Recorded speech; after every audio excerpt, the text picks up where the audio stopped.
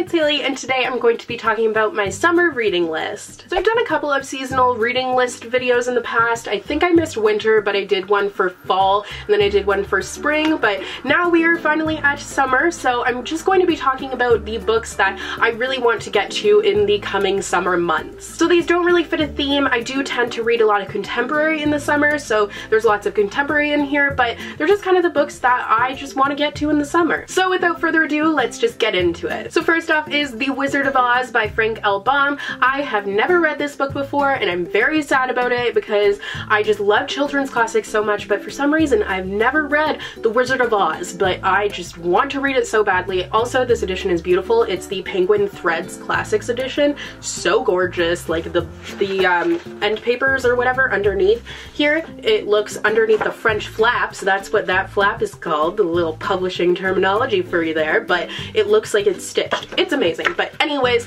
I am very creeped out by the Wizard of Oz movie, but also kind of slightly enjoy it, so it's weird. I like the overall concept of the Wizard of Oz story, it's just the movie creeps me out. But anyways, I think I would really enjoy the book, so I'm hoping to get to it this summer. I'm also hoping to get to The Handmaid's Tale by Margaret Atwood this month. I have a personalized signed copy of The Handmaid's Tale, but I have not even read it yet, which makes me so sad, and just I feel so much shame for that. And my sister just read The Handmaid's Tale and she loved it, and I know the TV series has come out, so I want to finally read it. I'm a very bad Canadian since I haven't read it before. I've only read Margaret Atwood's short stories, so I just need to finally read it. And the last classic is a Shakespeare play, but I don't know which one. I want to get into another comedy. I have read, oh gosh, what ones have I read? I've read a lot of the comedies, and the comedies are my favorite, and I want to read another one this summer. I'm thinking Much Ado About Nothing, maybe Twelfth Night, I don't really know yet, but I'm hoping to read one. Next up, I have a few contemporaries that I'm hoping to get to. So the first one is Windfall by Jennifer E. Smith.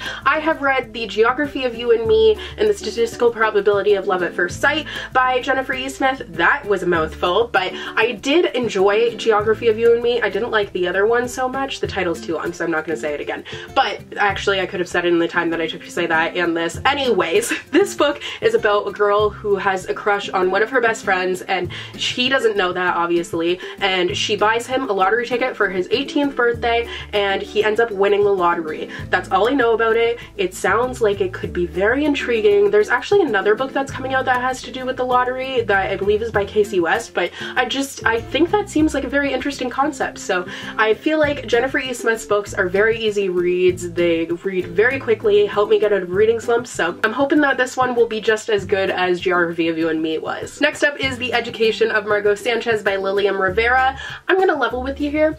I don't know what this book is about. It was, when it first came out, it was getting awesome reviews. I kept on seeing it everywhere. I haven't seen it anywhere in a while, but I loved the cover, so I decided to go out on a limb and purchase it. I don't know what it's about. I don't know if I'll like it, but we shall see this summer. Next up is Finding Audrey by Sophie Kinsella. This book has been on my TBR since like December, and I haven't gotten to it yet, but it deals with the main character who has anxiety, and that's all I know about it. I like to go into books not knowing a lot, so that's why these kinds of videos, I don't give you much of a synopsis. You'll get more of that in like wrap-ups and stuff like that, but literally all I know is that she has anxiety. I believe she's very popular and kind of hiding it from other people, but I could be mixing that up with another book, maybe Every Last Word. I don't know, but hopefully we'll get to it very soon. It's short, so that's always a plus, and I really don't know. This video is becoming a train wreck where I've said I don't know about 1,000,000 times. Fun drinking game. Take a shot every time I say I don't know. Anyways, the next book that I will definitely be getting to this summer is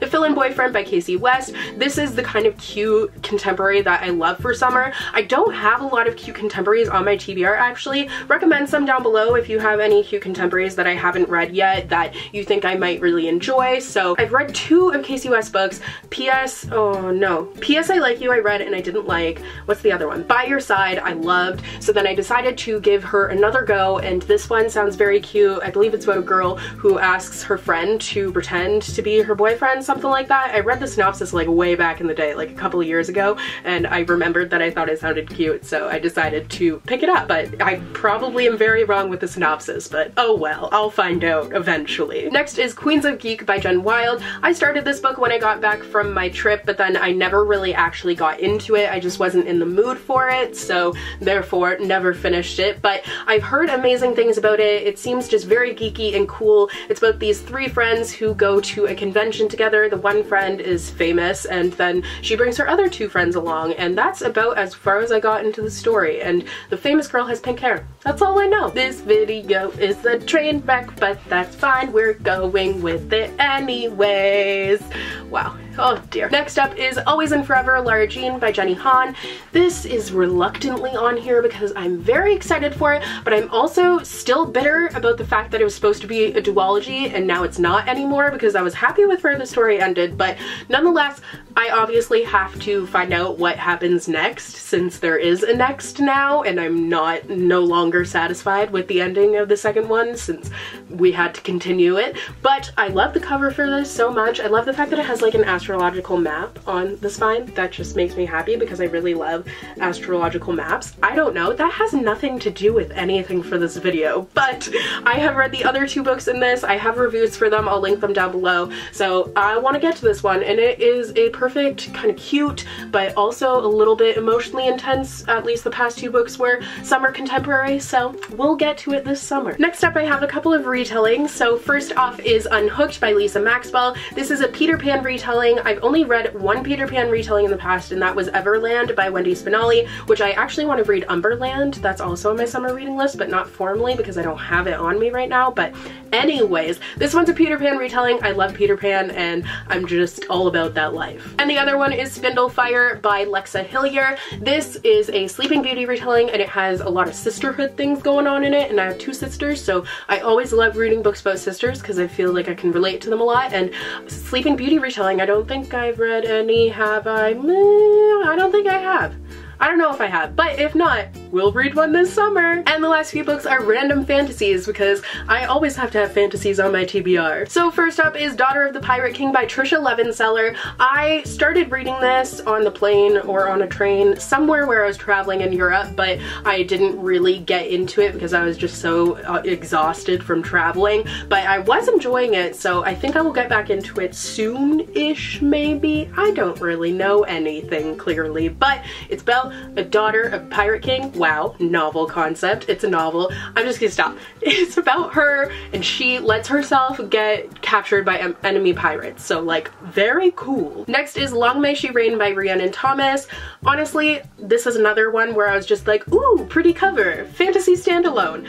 I don't know anything about it, but I know that the cover has just been appealing to me since even before I left for my trip, so like I want to pick it up and see if the inner contents match the outer content. Next up is Carry On by Rainbow Rowell. No, I have not yet read Carry On, even though it's been out for so long that the paperback is out now.